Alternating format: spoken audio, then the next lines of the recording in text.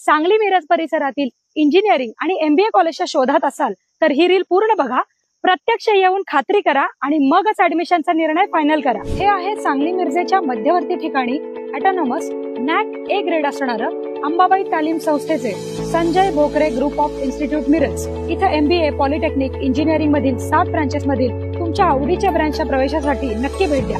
या इन्स्टिट्यूटचं खास वैशिष्ट्य, इथे तुम्हाला उत्कृष्ट शैक्षणिक सुविधा देऊन गव्हर्नमेंटच्या सर्व स्कॉलरशिप तसंच चांगल्या कंपनीत चांगल्या पॅकेजच्या उत्तम प्लेसमेंटची हमी दिली जाते आणि यासाठी लागणारं हँड्स ऑन ट्रेनिंग सुद्धा विद्यार्थ्यांना इथे दिलं जातं। Sports event, cultural event, seminars यामधून विद्यार्थ्यांच्या कलागुणांना पण संधी मिळते। विद्यार्थ्यांसाठी हॉस्टेल, कॉलेज बस या सुविधा आहेत। सुंदर कॅम्पस तसेच अतिशय मानाचा असा radio city business Titans excellence in education award या संस्थेला मिळालाय। अधिक माहितीसाठी डिस्प्लेवर दिलेल्या नंबरला लगेच फोन करा आणि ऍडमिशन घेऊ इच्छिणाऱ्या तुमच्या मित्रमैत्रिणींना आणि त्यांच्या पालकांना हे रील नक्की शेअर करा।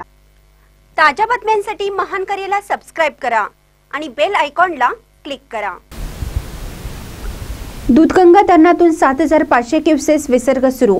दूधगंगा धरण परिसरात मुसळधार पाऊस असल्याने धरणाच्या पाणी पातळीमध्ये वाढ होत आहे। यामुळे आज सकाळी 11 वाजता 2000 क्युसेसने पाण्याचा विसर्ग वाढवण्यात आला आहे। एकूण विसर्ग 7500 क्युसेस सुरू झाला आहे। यामुळे नदीकाठच्या नागरिकांना सतर्कतेचा इशारा देण्यात आला आहे। दूधगंगा धरणाच्या पाणलोट क्षेत्रामध्ये मुसळधार पाऊस पडत असल्याने धरणाच्या पाणी पातळीमध्ये मोठ्या प्रमाणात वाढ होत आहे। दूधगंगा धरणाच्या अधिकाऱ्यांनी धरणातून 2000 घनफूट प्रतिसेकंदाने वाढ करण्याचा निर्णय घेण्यात आला आहे। यापूर्वी 4000 घनफूट प्रतिसेकंद विसर्ग धरणाच्या सांडव्यातून सोडण्यात आला होता व विद्युत निर्मिती केंद्रातून 1500 घनफूट प्रतिसेकंद असा एकूण 5500 घनफूट प्रतिसेकंद पाण्याचा विसर्ग दूधगंगा नदीमध्ये सोडण्यात आला होता।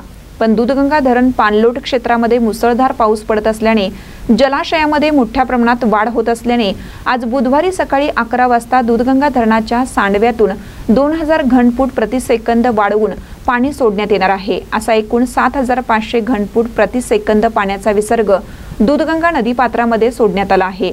तरी नदीकाठच्या शेतकऱ्यांनी सावधगिरी बाळगावी असे आवाहन दूधगंगा धरणाच्या अधिकाऱ्यांनी केले आहे। महानकर न्यूजसाठी राधानगरीहून विजय बकरे।